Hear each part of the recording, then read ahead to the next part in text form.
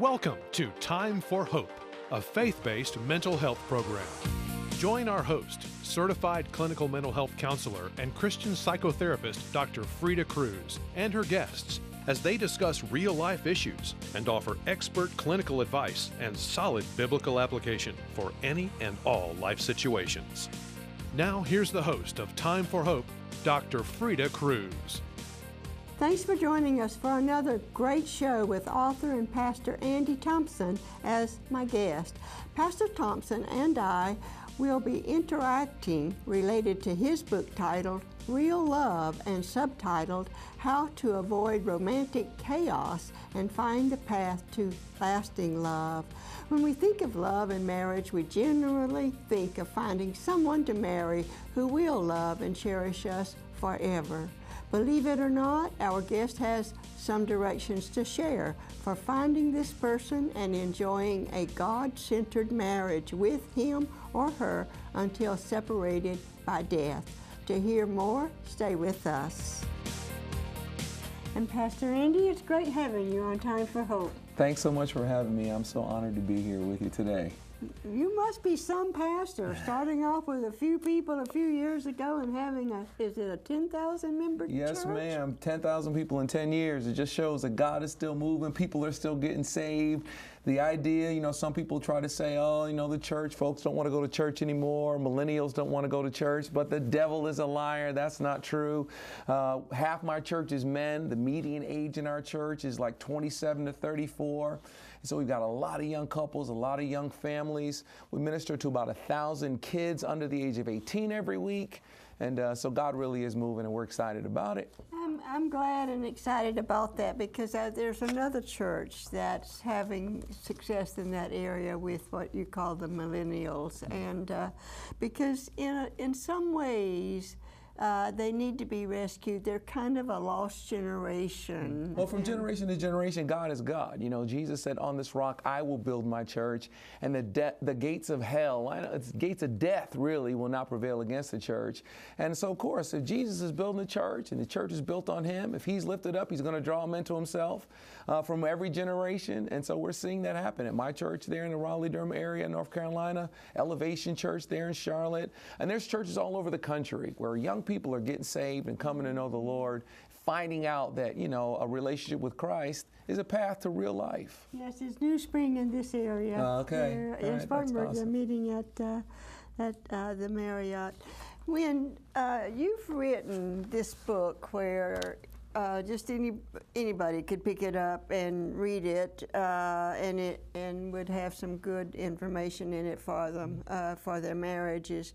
But I also like where I found that it was saying, in all of this, you intend to be heading towards a couple having a God-centered marriage. I want to put that out first so that they know where we are and where we're going with this. Yeah, no doubt about it. I mean, what happened is that, one of the things that happens in the church is sometimes we don't talk about marriage and relationships and dating. We don't talk about that stuff until people do it wrong. Once they've made all these mistakes, then we come down hard on people about the mistakes they make sexually in their relationships. I grew up in a church where, if someone made a sin, especially if sexually sinned a woman, they would make her get up in front of the whole church and apologize to the whole church for getting pregnant out of wedlock or something like that. And so I thought to myself, if I'm going to talk about doing it wrong, I need to talk about how to do it right. So several years ago, I did this series in my church called Sex in the Summer. I told everybody in my church, let everybody know, let your friends know I'm going to be talking about sex for the whole summer. And of course, a pastor talking about sex, people just came from everywhere. I had a lot of people coming already, but even more people came.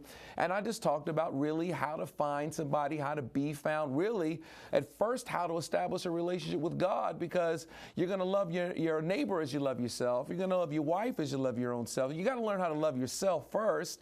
And so I talked about that, and then how to find somebody, how to date properly so that of course, the Lord is honored in it, because a part of the problem with dating is the way that we do it. And so I did it again a couple years later. I called it More Sex in the Summer. And then last year, I called it Real Love. And then I saw this Axe body spray commercial. I'm sure you've seen these commercials, where in this one I saw, Dean Martin is singing Fools Rush In. And there's a giant steel ball rolling through the center of the town. Really, it's a head of a statue, actually. And there's buses crashing and fires are lit and all kinds of craziness is happening in the city. And then the tagline comes across that says, Axe Body Spray, Unleash the Chaos. And I thought, wow, what an excellent depiction of the romantic landscape in the 21st century. We're taking something like sex that God created to strengthen covenant in a relationship, and the enemy is using it to just unleash chaos in our society. And so I thought, you know what, I'm going to take this series that I've done, I'm going to write a book called Real Love, How to Avoid Romantic Chaos, Find the Path to Lasting Love. And I wrote the book so that a person who may not be a believer could read it. But certainly, I picked up on that, yes, but ma'am. I did want to put that out, yes, so ma'am. that they would know that you do intend this to come from the direction of God's commandments and what He had in mind when He instituted marriage. Yes, and ma'am. let's go ahead and say it. Yes, ma'am. Right. That He meant it for one man one woman. That's right. That's right. And That's right. You've said it in your book. Right. It needs to be said. Yeah. He gave Adam a female wife. Right. Right. And of course, that was the first marriage, and they had children and formed a family and so forth. So I know that the church is very sensitive right now about the redefinition of marriage. It's something that we really do think a lot about, and we're really bothered by it. And a part of my answer to that is, and I say this all the time in my church, if you really are bothered by the world's determination to redefine marriage, then my suggestion to you is that you love your wife. Be nice to your husband, because the word said, if my people who are called by my name will humble themselves and pray and seek my face and turn from their wicked ways, I'll hear from heaven and heal the land. And so part of what we have to do is we have to deal with the marriage issues that we're having in the church, the divorce issues that are happening in the church. It's like the enemy has set us up. He's put us in a situation in which it's very difficult for us to speak. We should be able to really speak to marriage and really say what marriage is. I have listened to preachers during the time that so much is going on, and so few are addressing the issues. And I really don't know. You're one of the ones that apparently are there when, and I don't know about our youth directors, if they're taking it up, when these boys especially and girls start through puberty, and then sex becomes an issue with them. Are they there to talk to them plainly and openly about it? Exactly. And to help them with these things that are happening in their body that are bound to happen. And so on and so forth.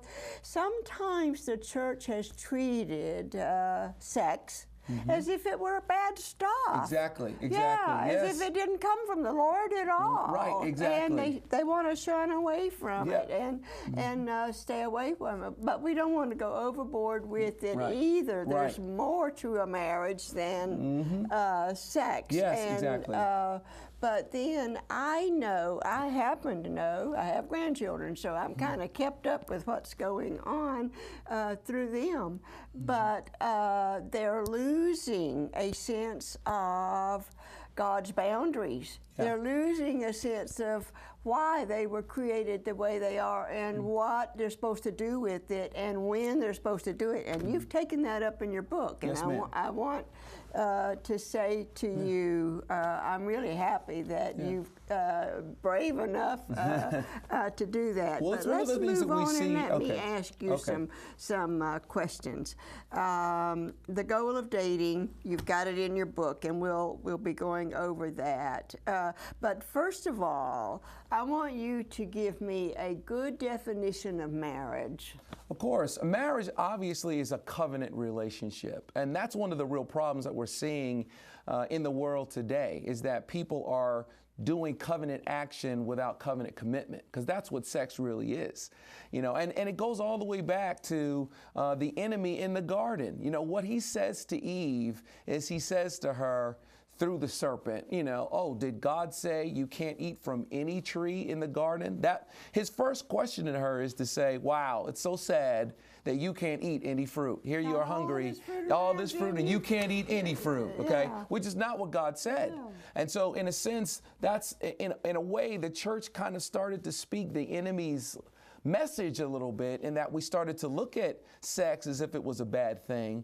And but we have to understand that sex is created by God, and it's an awesome thing, but it's really just icing on the cake to a real love marriage relationship, which is friendship and connection and all of the pieces that make a companionship, all of that stuff that makes a marriage real. And a part of what's happening is we've got sex at the beginning instead of, one of the main points I make in the book is that people should actually wait until they're married before they have sex. Who was the actor that recently has become so well known because he said he's a virgin and he's a man? Right. Yeah. Making so much such over a big that. deal over and the fact he said because he was a Christian, that he was waiting for marriage. Yep. And they just made it seem like that was such an incredible thing for him to do that. And in our society, in our time, it is. But the fact of the matter is that when God created sex, he created it for it to be something that actually, see, sex is a powerful thing. It's a glue that really binds people together, and it's good if you're in a covenant relationship, but if you're not in a relationship, it can connect you with somebody that you shouldn't be with. It can be one of the worst things ever happens to you. There's no doubt about it. Ever happens to you, because the Bible even talks about what you said in your book, that it joins two people together in a way that they're never unjoined. That's right. Yes. And so you want to be careful, not to get overly sexual. That's one of the main points I make in the book, is that you want to get to know someone, you want to spend time with them, you want to develop a relationship with, you want to make sure that you're really in agreement with that person. And it's one of the reasons why we're seeing 70% of children being raised in homes without their fathers, and is because, we're doing covenant action without covenant commitment. Well, let's move. Then you've defined, when we think of marriage and what you have said, we've got to remember too that when you say I do, you don't know what you're really in for with that person. They might become so ill there can't be any sex in the marriage. They might, I've seen couples where one was looking after the other until death do us part, which not all marriage vows have that in it anymore. Right. But so we've got to have other ingredients in a marriage rather than just a sexual attraction and relationship. You agree with me? Yeah, it's one of the main points I make in the book. Is a part of the problem with dating is that people are dating for all of the reasons except for the real reason you should be dating, which is to find a permanent partner. You should be trying to find someone that you're going to love forever, because marriage is a marathon. It's not a sprint. We're running out of time for now, and we've got to take a break, but we're going to come back there and pick up such questions as how about the dating, what is to go on, and how do you know when you've dated long enough and you're ready for marriage. And we will be right back.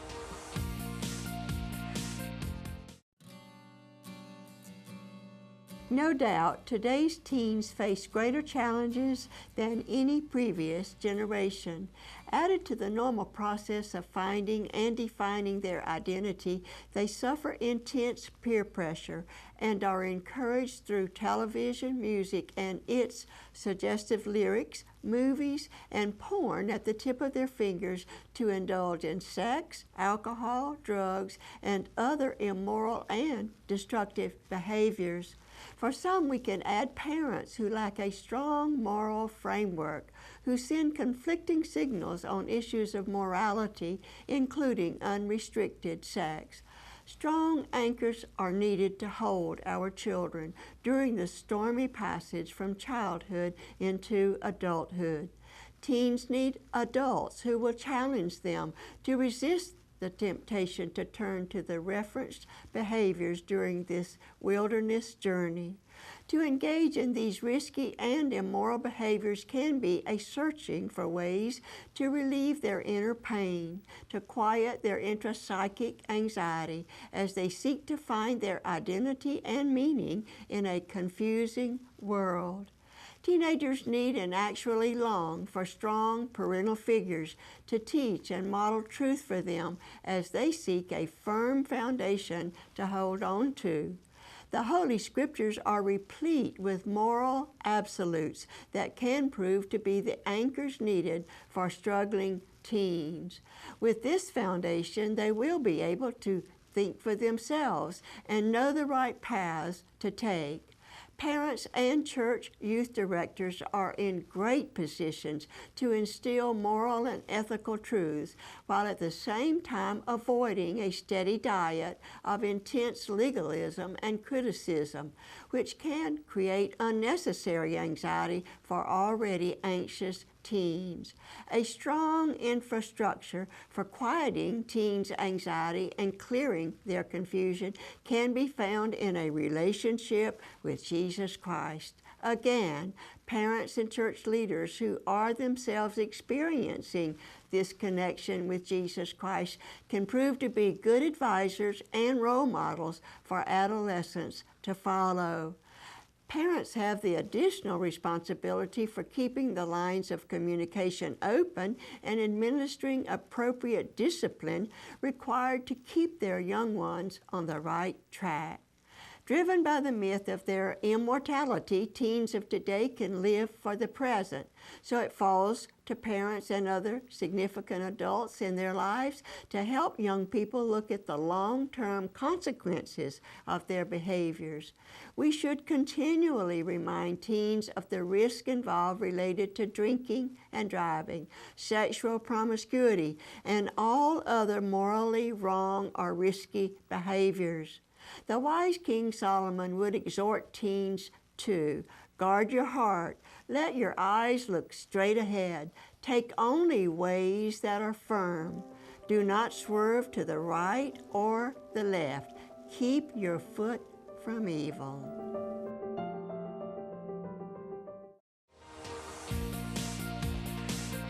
Welcome back to Time for Hope. Our guest for today is Pastor Andy Thompson, and we're talking about his book, Real Love.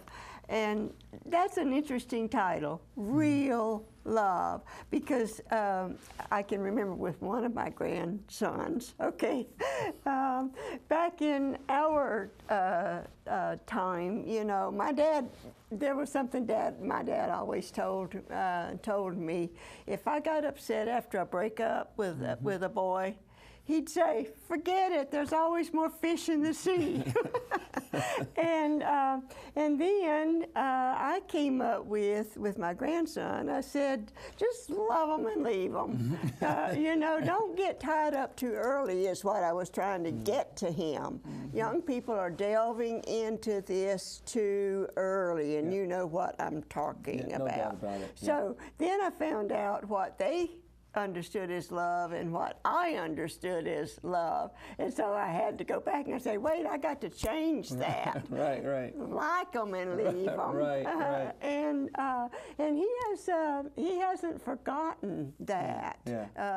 You know, and he's really been pretty good at dating a girl and seeing quickly it's not what he's looking for, you know, and not staying with them. And he'll tell these guys, my Nana says to love them and leave them. And they say, your Nana hadn't told you such a thing as that.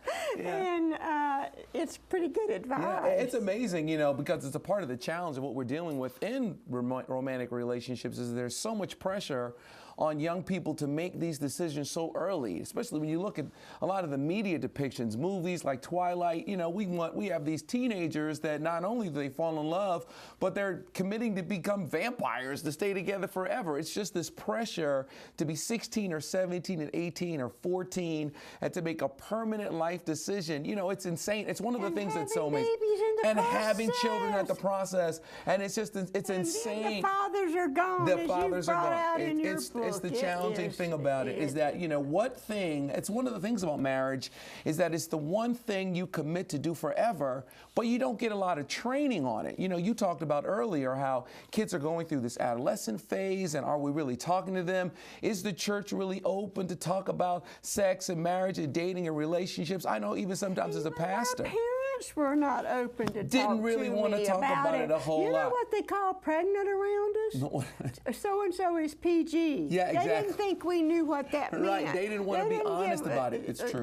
They didn't want to say the word pregnant around us. And there's no wonder that people are failing at it so much, because you can't do anything and not get training. I mean, you can't be a plumber and not get training. You can't be an electrician, or let alone a doctor or a lawyer, and you don't have to be a plumber for the rest of your life. But marriage is the one thing you commit to do for the rest of your life, and you can't go to college and take a class on marriage. And so what happens is that people just kind of decide, well, I'm going to do it the way I want to do it, and people fall in love. And a part of what I'm even saying when we're talking about dating and how to date someone is you don't want to fall in love. And I guess I understand what people are saying, but really I'm saying love is a decision that you make. Once you see all the stuff about the person that's not so great, when you first meet them and you think they're perfect and amazing and wonderful, and that's fine. But over the course of time, you're going to find that there's no such thing as a perfect woman. There's no such thing as a perfect man. And there are going to be some things that you find out about. I've been married for going on 23 years. Okay, I've been in a relationship with this woman for almost 25 years. And believe me, she has learned some things about me that she did not know year one. Okay, but at some point, she's taught you some things. Oh, good Lord, she's taught me some stuff. Yeah. But at some point, she decided, okay, well, even though Andy's not perfect, I'm going to decide to stay in a relationship with him and still to love him. And to me, that's real love. It's that commitment. I've got a presentation I made about the myths about marriage, and one of them is that, if you're in love, everyth's going to be all right. Exactly. Love conquers all. It conquers all, and that's an absolute myth. Exactly. And, right. You're going to remember Paul. He said, first of all, it's really better for you to stay single if you're a child of God. It gives you more time for the Lord and His kingdom and so on and so forth. But he said, it's better to marry than to burn. Whether he means burn in hell or burn in your flesh now today. He meant burn. That's right. He means burning. Exactly. And he said it's better to marry and do it legally and rightfully. That's right. Then he said, but remember, if you do, you're going to have trouble in the flesh. That's right. There's going to be problems that you have to deal with that you don't have to deal with when you're single, so to speak. You're going to be divided. He said that the Lord only gave him permission to say all of that. Right, exactly. Yeah. It's true. Yeah, so. And it's one of the things that in the church at times, of course, because the church doesn't deal with sex and marriage and relationships a whole lot in the Bible. It mentions it some, but the culture's different. The marriages were arranged. And so as a result of that, a lot of times pastors and churches, we don't feel very comfortable talking about how to date or how to find somebody, how to be found. And really the problem, even I've gotten a lot of questions about online dating or, ChristianMingle.com or one of the other, places where someone can meet someone online. I've heard recently those aren't turning out as good as they make out like they are. But if you date properly, it's all about dating the right way. And if you date the right way. Let's go right into that. Okay, well, one of the main things I say is that you need to find out that you're in agreement. Okay? And I say that there are 5 areas that you need to make sure you're in agreement with a person about before you even consider being in a long-term relationship with them. Instead of looking at somebody with a great big grin on your face, you need to look at them with a smirk. Okay, that smirk says, I'm checking you out. Okay, SMIRK is an acronym, S-M-I-R-K. The S is sex, M is money, I is intangibles, the little things, R is religion, K is kids. We need to be in agreement about sex, money, intangibles, religion, and kids. If we can be in agreement about those 5 areas, the stronger the agreement is in the beginning of our relationship, the better it's going to be in 20 years, the better it's going to be in 30 years, the better it's going to be in 40 years. They're telling me I've got to go out. We're going to extend this to 2 weeks. Okay. There's just too much material here All right. to leave them hanging as we're doing, because I'm going to ask you this question. Okay. And that is, until they're ready to date and look for a marriage partner, what are they to do in the meantime? Yes, ma'am. From when they become of dating age, Yes, ma'am. but they're not of marrying age. Yes, ma'am. What's supposed to happen during that period of time? All right. Okay. Yeah. And so we need to answer some questions like that. Sure. So we're going to come back next week. Okay. And try to get enough in right. that we don't leave them more confused. Okay. That there's not more chaos than we've started with. In the meantime, I need to address my viewers with a prayer request that has come in to me. Dear Dr. Freda, please pray for me and my fiance. A couple of months ago, she left my house and never returned. She has not spoken to me or contacted me since then, and I have no idea why. We went through 8 sessions of premarital counseling and we're supposed to get married on Labor Day. I need prayer for strength and mental and emotional healing. Also, pray for the relationship to be restored and that she will contact me. And then, of course, I have a word of encouragement. Dear Dr. Freda, I love watching the Time for Hope program. Your gracious leadership and interviewing skills make your program not only watchable, but helpful as well, and I appreciate that very much. It's great encouragement to me, and you've really laid it out well. So I want you to know that we take notice and pray over every prayer request that comes in, and we take notice of these notes of encouragement. And I would encourage you, if the Lord leads you, to help us financially with this worldwide program. And also, I want you to tune in again with us, or turn us on again next week to hear the rest of the story with Pastor Andy Thompson and his book on real love.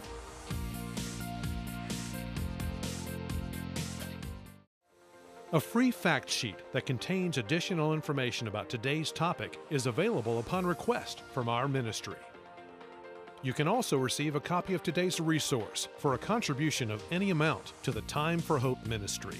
To receive our free fact sheet or our guest book or both, you may call us at 800-669-9133. Write us at Post Office Box 2169, Spartanburg, South Carolina 29304. Or visit our website at timeforhope.org. When you call or write, prayerfully consider a donation to our ministry. Our ministry's mission is to offer hope to discouraged and hurting people. As we continue to give out messages of hope, a financial gift of any amount to support this ministry will be greatly appreciated. When you do this, you are joining us in offering hope to many viewers seeking help and hope for their situation.